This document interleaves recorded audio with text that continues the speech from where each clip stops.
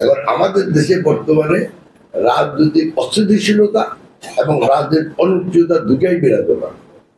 রাজনৈতিক স্থিতিশীলতা তখনই আসবে যখন একটা অবাধ ও সুষ্ঠু গ্রহণযোগ্য নির্বাচনের মাধ্যমে দেশে একটা বড় প্রতিনিধিত্বশীল এবং দায়িত্বশীল, মানে জনগণের কাছে দায়িত্ববোধ দায়বদ্ধ থাকবে এরকম সরকার প্রতিষ্ঠা করা। এ না হলে দেশে বিনিয়োগ হবে না, বিনিয়োগের কর্মসংস্থান হবে না।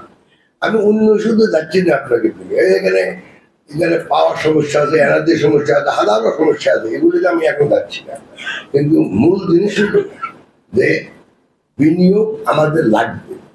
অতএব বিনিয়োগ যদি যদি পলিটিক্যাল মানে আনসার্টেনিটি থাকে, মানে একটা বিনিয়োগ করে যদি চিন্তা করে যে ভাই ভবিষ্যতে কি হবে, কোন সরকার আসবে, কি নীতি গ্রহণ করবে, এগুলি কেউ বুঝাইতে পারবে না, ওর নিজেরটা নিজে বুঝবে।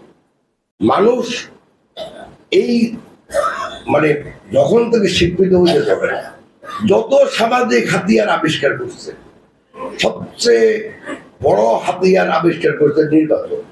যে নির্বাচনের মাধ্যমে মানুষ একটা জনপ্রতিনিধিশীল সরকার গঠন করতে পারে, একটা গণতান্ত্রিক সরকার গঠন করতে পারে, যেই সরকার দেশকে আরো গণতান্ত্রিক করবে। অর্থাৎ মানুষের মানবাধিকার, মানুষের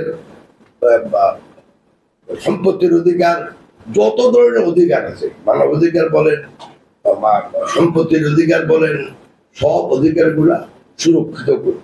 কিন্তু আমরা আন্দোলন সংগ্রাম করেছি একটা কাজে, সেটা হলো এই সামাজিক হাতিয়ারকে ব্যবহার করে দেশে একটা গণতান্ত্রিক সরকার প্রতিষ্ঠা করা, একটা জনপ্রতিনিধিত্বশীল সরকার গঠন করা, যে সরকার মানুষের এই অধিকার গুলো সংরক্ষণ করবে, যে সরকার দেশকে ব্যবসা বাণিজ্য প্রসার এবং বিনিয়োগের পরিবেশ সৃষ্টি করে দেশকে আরো সম্পদশালী করবে এবং উদ্ধৃত সম্পদ যথাযথভাবে বিনিয়োগের মাধ্যমে দেশে বৈষম্য কমিয়ে আনবে।